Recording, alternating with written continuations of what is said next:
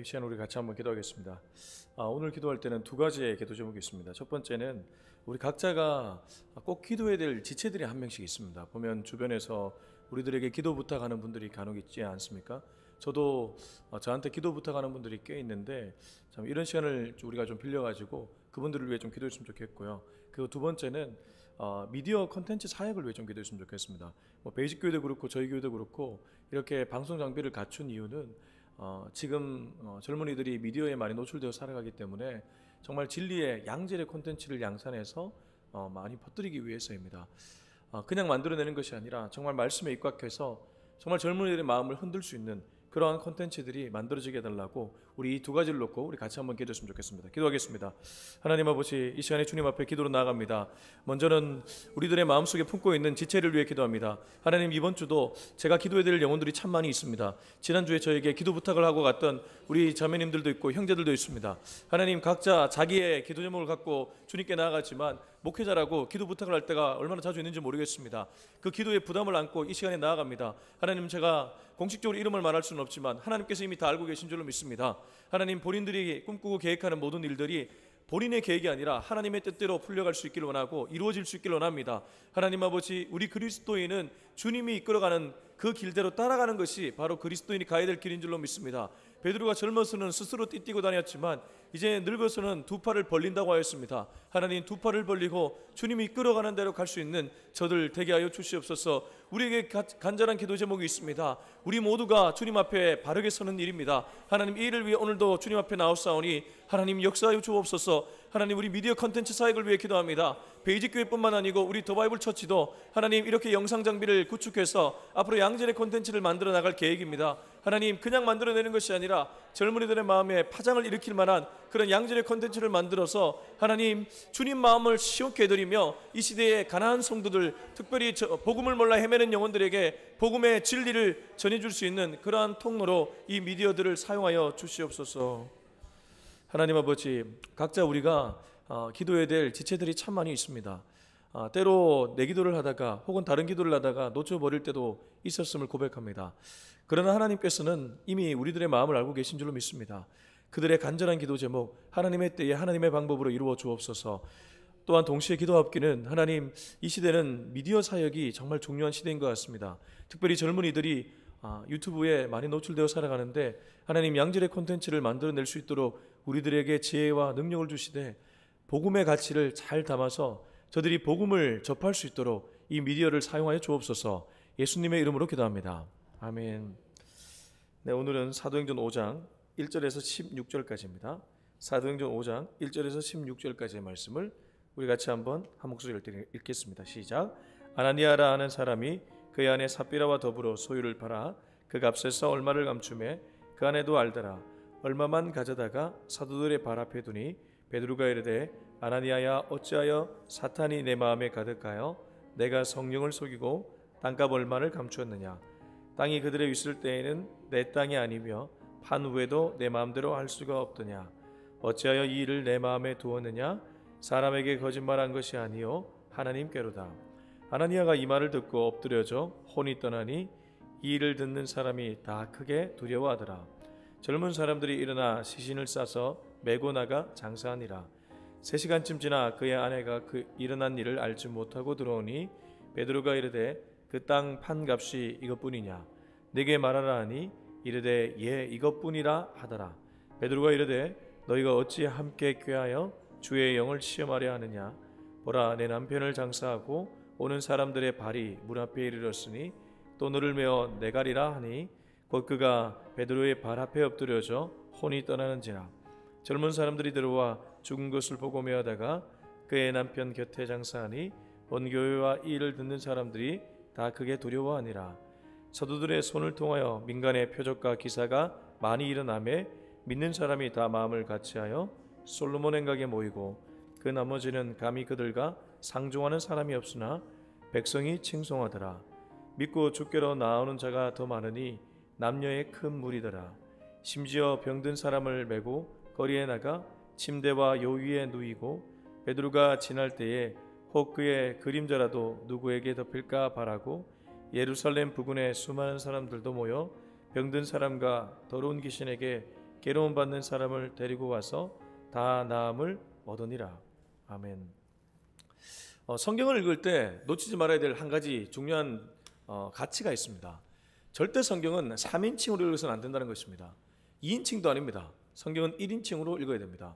1인칭으로 읽어야 된다는 뜻은 성경의 메시지는 나를 향한 메시지라는 거죠. 오늘 아나니아와 삽비라 부부의 죽음이 나옵니다. 아니, 이 부부의 죽음과 내가 무슨 상관이 있을까? 그렇게 읽으면 우린 성경을 잘못 읽는 것입니다. 분명히 아나니아와 삽비라 부부의 죽음은 일반적인 죽음은 아닙니다. 굉장히 특별한 죽음입니다. 그러나 이러한 죽음을 성경에 기록할 때는 다 이유가 있습니다. 이 죽음 안에 담겨있는 뜻, 바로 그 뜻을 캐치해서 우리들에게 던지고 있다는 것이죠. 그리고 또 하나가 있습니다. 우리가 중간에 말씀을 먼저 보고 나누었으면 좋겠는데요. 5절 11절 한번 보십시오. 5절 11절. 5절 중반절을 보시면 이 일을 듣는 사람이 다 크게 두려워하더라. 11절 이 일을 듣는 사람이 다 크게 두려워하니라. 같은 말을 두 번이나 기록하고 있죠. 아나니아 삽비라 각각 죽을 때 그 일을 목격했던 사람이 이 일을 듣고 두려워했다는 표현을 기록하고 있습니다.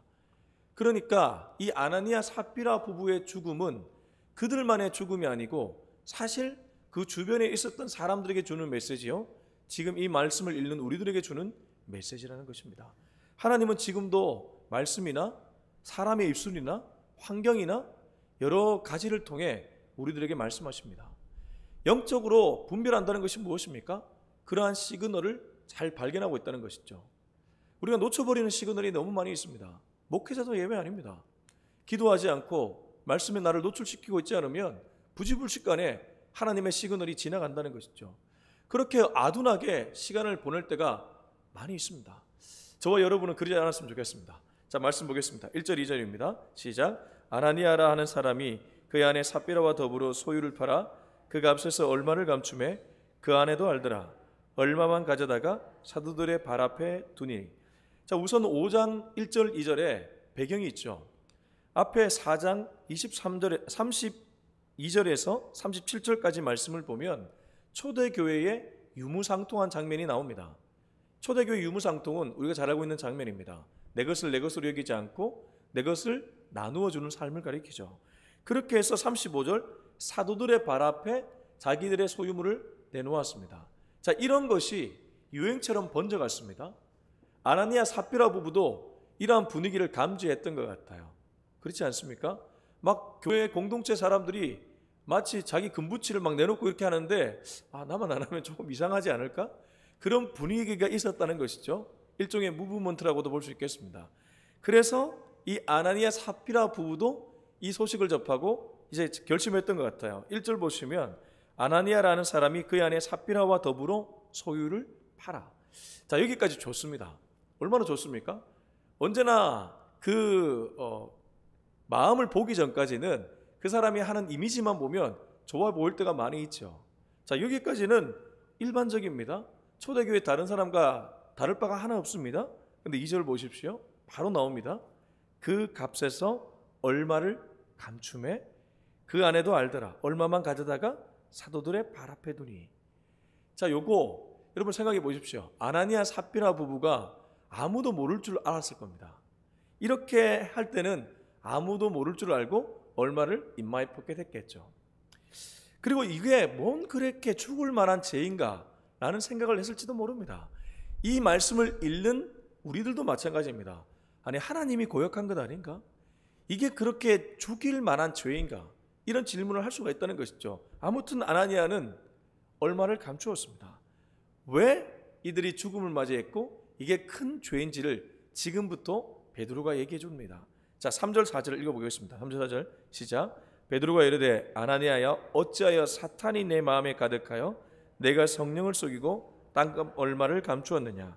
땅이 그대로 있을 때에는 내 땅이 아니며 판 후에도 내 마음대로 할 수가 없더냐. 어찌하여 이 일을 내 마음에 두었느냐. 사람에게 거짓말한 것이 아니요 하나님께로다. 자, 여기서 3절에 베드로가 말하는 이 사람이 죽을 만한 죄인지를 알 수 있는 대목이 있는데, 자, 우선 뒷부분 보세요. 땅값 얼마를 감추었느냐. 정확하게 베드로는 아나니아 삽비라 부부가 했던 행동을 캐치를 해서 말합니다. 근데 이건 결과에 지나지 않습니다. 아나니아 삽비라 부부가 이런 행동을 하게 된 원인이 있습니다. 모든 죄의 결과는 그 이전에 원인이 있다는 것입니다. 죄로 행동으로 나오기 전에 원인이 먼저 있다는 것이죠. 그게 바로 앞단에 있는 사탄이 네 마음에 사탄이 네 마음에 가득했다는 이 부분입니다. 그래서 4절 보십시오. 4절에 베드로가 거듭 말하는 것이 하나 있습니다. 네 마음대로 네 마음에. 사탄이 마음에 가득했다. 바로 이게 땅값 얼마를 갖추게 된 중요한 원인이라는 것입니다. 여러분, 결국 마음 다스림이 우리의 신앙생활입니다. 우리가 어떤 마음을 품느냐에 따라 우리의 앞으로의 삶이 완전히 달라질 수 있다는 것입니다. 우리 잠언 말씀 한번 보겠습니다. 잠언 말씀 4장 23절의 말씀입니다. 4장 23절. 잠언 4장 23절. 잠언 4장 23절 말씀을 우리 같이 한번 읽겠습니다. 시작. 모든 지킬 만한 것 중에 더욱 내 마음을 지키라. 생명의 근원이 이에서 남이니라. 솔로몬의 말이죠. 솔로몬이 인생을 살면서 중요한 깨달음을 얻었습니다. 모든 지킬 만한 것 중에 뭘 지키라고 하죠? 더욱 내 마음을 지키라고 합니다. 왜냐하면 생명의 근원, 결국 사람의 죽고 살아남이 여기 있다는 것이죠. 오늘 우리들에게 하나님은 메시지를 주고 있습니다. 아나니아와 삽비라 부부의 죽음이 결국 원인이 무엇입니까? 그 마음을 다스리지 못했습니다. 원어로 보면 이 마음을 사탄이 풀로 장악했습니다. 사탄이 완전히 이 사람의 마음을 장악했다는 뜻입니다. 우리가 만약 신앙생활을 하면서도 사탄에게 마음을 빼앗기고 있다면 우리는 신앙생활을 하는 것이 아닐 수도 있습니다. 도리어 나를 향한 열심을 낼 수도 있다는 것이죠. 사탄은 정말 교묘합니다. 그리고 사탄은 우리의 약점을 정확하게 알고 있습니다. 여러분, 정말 마음 다스림 잘해야 됩니다. 내 마음에 어떤 것이 들어오느냐에 따라 행동이 완전히 달라질 수 있기 때문입니다. 가룟 유다가 예수님을 팔 때 보면 성경이 정확하게 기록합니다. 사탄이 그 마음에 들어갔다고 기록하고 있어요. 가룟 유다의 마음을 사탄이 잡았습니다. 그리고 예수님을 팔아버립니다. 가룟 유다 똑똑한 사람이었습니다. 제자들 중에 셈법 가장 빨랐고요. 어떤 의미에서 제자들 중에 두뇌 회전 가장 빠른 사람이었습니다. 근데 사탄의 앞잡이 노릇해버리는 거예요. 베드로가 어떤 의미에서 가장 무식했습니다. 그러나 성령께 사로잡혔습니다. 엄청난 열매를 맺게 되는 거예요. 누구에게 사로잡히느냐에 따라 인생이 완전 달라진다는 것입니다. 자, 그리고 나서 4절의 말씀은 결국 핵심은 뭐냐 하면 네가 하나님께 거짓말했다는 것입니다. 네 자신에게 거짓말한 것이 아니고 하나님께 거짓말했다는 것이죠. 그래서 이 아나니아 삽비라 부부의 죽음은 결국 성령에 대한 거짓말, 성령 해방죄입니다. 예수님이 복음서에 보면 굉장히 무겁게 다루는 죄가 있었습니다. 그게 성령 해방죄입니다. 아나니아 삽비라 부부가 이렇게 죽게 된 이유는 하나님을 모욕하고 성령께 해방했기 때문입니다. 그냥 일반적인 윤리적 범죄가 아닙니다. 하나님, 정말 하나님의 이름을 더럽힌 죄였기 때문에 하나님이 이렇게 단번에 죽였던 것입니다. 구약에 보면 이런 인물이 한 명 있죠. 혹시 레위기 10장에 한번 가볼까요? 레위기 10장. 레위기 10장에 보면 아론의 두 아들이 등장합니다. 아시겠지만 나답과 아비후입니다. 나답과 아비후. 레위기 10장 1절 2절 우리 같이 한번 읽었으면 좋겠습니다. 레위기 10장 1절 2절 시작. 아론의 아들 나답과 아비후가 각기 양노를 가져다가 여호와께서 명령하시지 아니하신 다른 불을 담아 여호와 앞에 분향하였더니 불이 여호와 앞에서 나와 그들을 삼킴에 그들이 여호와 앞에서 죽은지라. 구약에도 거의 같은 범죄죠. 하나님이 말씀하신 불이 아닌 다른 불을 들였다가, 여기 어디입니까? 제단입니다. 하나님의 이름을 모욕한 것입니다. 하나님의 말씀을 거역한 것입니다. 아나니아와 삽비라도 똑같습니다. 성령을 속였고 하나님께 거짓말했던 것입니다. 거짓의 아비인 사탄에게 붙잡혀서 하나님을 완전히 대적했던 것이죠. 그래서 5절 6절 같이 한번 읽어보겠습니다. 사도행전 5장 5절 6절 시작. 아나니아가 이 말을 듣고 엎드려져 혼이 떠나니 이 일을 듣는 사람이 다 크게 두려워하더라. 젊은 사람들이 일어나 시신을 싸서 메고 나가 장사하니라. 이래서 아나니아가 죽게 되었던 것입니다. 성령 해방죄, 하나님 모욕죄에 걸렸기 때문에. 근데 제가 앞서도 얘기했지만 이 일을 듣는 사람이 다 크게 두려워하니라. 이런 사인을 하나님이 주변 사람들에게 보여주었습니다. 예를 들면 지금 시대로 비유하자면 누군가가 하나님 앞에 하나님을 멀리 떠나서 범죄를 저지르다가 가족에 우환이 생겼습니다. 그걸 보면서 너 봐라, 너 그렇게 될 줄 알았다, 그렇게 해석하면 안 된다는 것입니다. 아나니아 삽비라 부부의 사건을 보면서 혀를 차고 손가락질하는 것은 성경을 완전 잘못 읽는 것입니다. 지금 이 사람들 보십시오. 이 일을 듣는 사람이 다 크게 두려워하니라. 이게 올바른 반응입니다. 그 사건을 보면서 내 주변에 혹여 나에게 저런 일이 일어날 수도 있었는데 하나님이 저 사건을 보면서 나에게 깨달음을 주고 계시는구나, 나는 어떻게 살아야 될까, 이렇게 보는 것이 마땅하다는 것이죠. 자, 7절 8절 읽겠습니다. 시작. 3시간쯤 지나 그의 아내가 그 일어난 일을 알지 못하고 들어오니 베드로가 이르되 그 땅 판값이 이것뿐이냐, 내게 말하라니 이르되 예 이것뿐이라 하더라. 이게 참 안타까운 게 한 명이 범죄하면 꼭 가족 공동체는 같이 갑니다. 그 5장 1절을 보면요, 2절이었죠. 그가 앞서서 얼마를 감추매, 아마 아나니아가 먼저 감췄겠죠. 근데 그 아내도 뭐 했다고 하죠? 알았다고 합니다. 아내가 알았으면, 아내가 영적으로 깨어 있었다면 뭘 해야 됐습니까? 남편을 채근해서 당신 그러면 안 된다, 당신 그러면 하나님께 큰일 난다, 그렇게 했어야 마땅한 것 아닙니까? 근데 이 아내도 눈 감아버린 거예요. 결국 번져가는 것이죠. 사탄에게 붙잡힌 아나니아, 그 사탄에게 붙잡힌 영성이라고 말할 것도 없지만 흘러가는 거예요. 7절 8절. 3시간쯤 지나 그의 아내가 그 일어난 일을 알지 못하고 들어오니 알아야 될 것은 알아야 될 것은 알지 못하고 몰라야 될 것은 알았는데 이게 참 잘못된 방법이라는 거죠. 베드로가 이르되 그 땅 판값이 이것뿐이냐, 내게 말하라니 이르되 예 이것뿐이라 하더라. 이 거짓말했죠. 분명히 알았지만 이것뿐이라고 거짓말했습니다. 자, 9절에서 11절 같이 읽겠습니다. 시작. 베드로가 이르되 너희가 어찌 함께 깨하여 주의 영을 시험하려 하느냐, 보라 내 남편을 장사하고 오는 사람들의 발이 문 앞에 이르렀으니 또 너를 메어 내가리라 하니 곧 그가 베드로의 발 앞에 엎드려져 혼이 떠나는지라. 젊은 사람들이 들어와 죽은 것을 보고 메어다가 그의 남편 곁에 장사하니 온 교회와 이 일을 듣는 사람들이 다 크게 두려워하니라. 자, 그런데 우리가 이 말씀을 읽다가 자칫 오해할 수 있는 인물이 한 명 있습니다. 베드로입니다.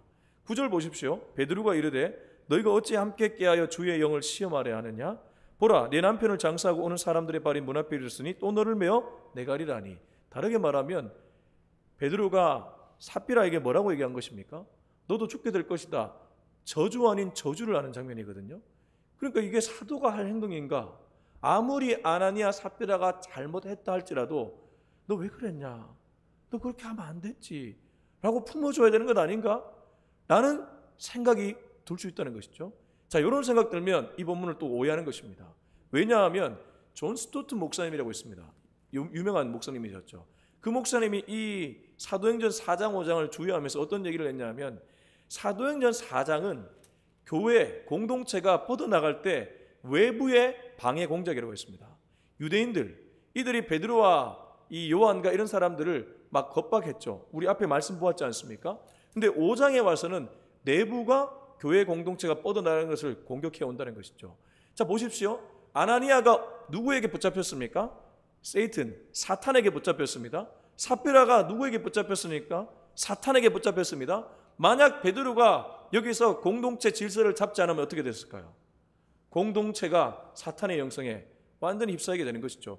지금 베드로는 사도로서, 영적 지도자로서 공동체의 질서를 분명하게 붙잡고 있는 것입니다.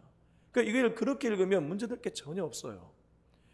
삽비라가 안타깝긴 합니다. 분명히 성령 예방죄로 죽었으니까 너무 안타깝죠. 그러나 그 안타까움에 동정할 것이 아니고 하나님이 말씀하신 공동체가 어떻게 가야 되는지 지도자는 분명한 결정을 해야 했던 것이죠. 그래서 그렇게 얘기하며 싹을 잘라냈다는 것입니다.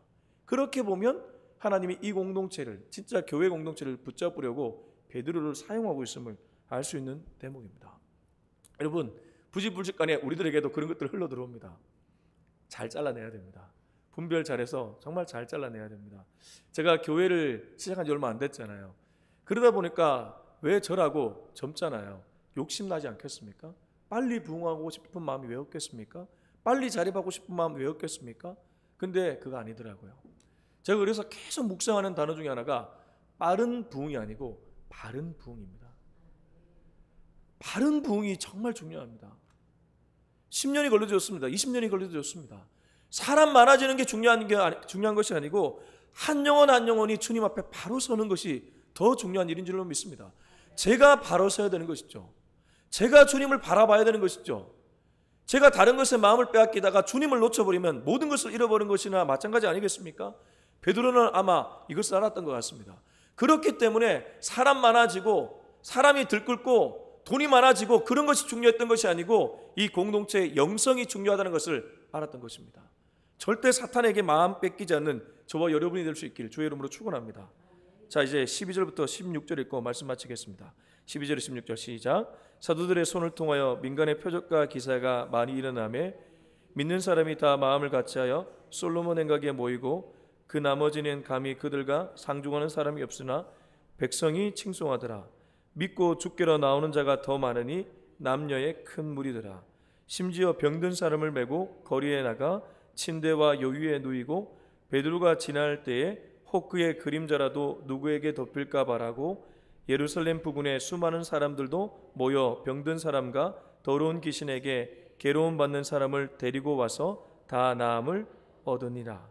자, 이렇게 해서 완전히 장면이 바뀌고 이 공동체가 다시 한번 살아나는 장면을 12절 16절은 얘기하고 있습니다. 사도들의 뭐라고 하죠? 손을 통해 그들이 주님께 딱 붙어 있으니까 주님이 그들의 손을 사용해서 일하십니다. 민간의 표적과 기사가 많이 일어납니다. 믿는 사람이 다 마음을 같이 합니다. 솔로몬 행각에 모여듭니다. 그리고 13절 그 나머지 그 무리에 끼지 못했던 사람들이 그들과 상종하지 않는다는 것 약간 번역이 애매한데요. 그들 무리에 끼지 못할 정도로 그들이 너무 순도가 높았던 거예요. 그렇게 이해하면 이 구절이 이해됩니다. 그러니까 너무 순도 높게 나가니까 나같이 더럽고 추악한 사람 이들 무리에 못 끼겠네 라는 말을 할 정도로 그들이 순도 높았다는 거예요. 그러니까 그 13절 마지막 절 보세요. 백성이 뭐 했다고 하죠? 칭송했다고 하잖아요. 무리가 많다고 칭송받는 거 아닙니다. 주님께 정말 바르게 가면 이웃 사람들에게도 우리가 칭송받을 수 있습니다. 난 크리스찬에게 칭송받을 수 있습니다. 많아서 칭송받는 것이 아니라 정말 주님을 닮아가서 칭송받을 수 있는 저와 여러분이 되었으면 좋겠습니다. 믿고 주께로 나오는 자가 더 많으니 남녀의 큰 무리더라. 그렇게 되니까 주님이 사람도 붙여주시는 거죠. 자연스러운 결과입니다. 심지어 병든 사람을 메고 거리에 나가 침대와 요위에 누이고 베드로가 지날 때 혹 그의 그림자라도 누구에게 덮일까 바라고 예루살렘 부구에 수많은 사람들도 모여 병든 사람과 더러운 귀신에게 괴로움 받는 사람을 데리고 와서 다 나음을 얻으니라. 자, 15, 16절은 누구를 보는 것 같습니까? 예수님 보는 것 같아요. 예수님이 지나가면 병든 사람들, 환난당한 사람들 막 따라오지 않았습니까? 그만큼 베드로와 사도들이 예수의 영성을 가졌다는 것을 가리킵니다. 이들의 치유의 능력을 보면 안 됩니다. 신유의 은사를 보면 안 됩니다. 이들이 예수님께 가까이 있다는 것을 봐야 될 줄로 믿습니다. 예수님께 가까이 있으면 예수님이 다 하십니다. 예수님께 멀리 있으면서 능력만 바라면 그건 완전히 거꾸로 가는 것이죠. 우리가 바라봐야 될 분이 있다면 오직 예수님 한 분인 줄로 믿습니다. 예수가 내 마음에 가득 차면 오늘 우리는 아나니아 삽비라 길이 아니라 이 사도들의 길을 걸어가게 될 줄로 믿습니다. 오늘도 예수님을 많이 묵상하는 하루 될 수 있기를 예수님의 이름으로 축원합니다. 우리 기도하겠습니다. 우리 시간 같이 기도할 때 주님, 나도 모르는 사이에 내 마음에 묵상되는 것이 바로 나입니다.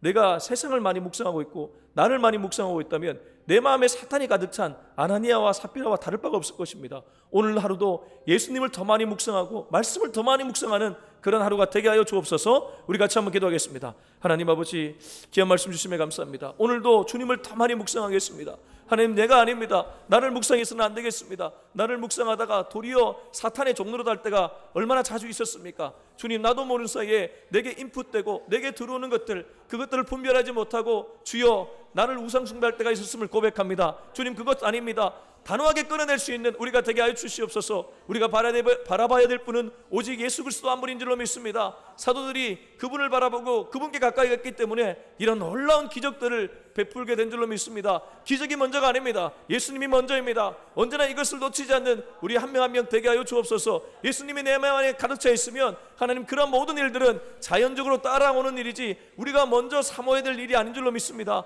예수님이 내 마음에 가득 찰 수 있도록 주여 역사하여 주시옵소서.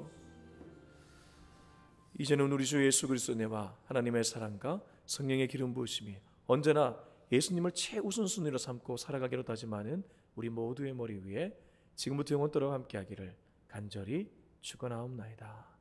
아멘.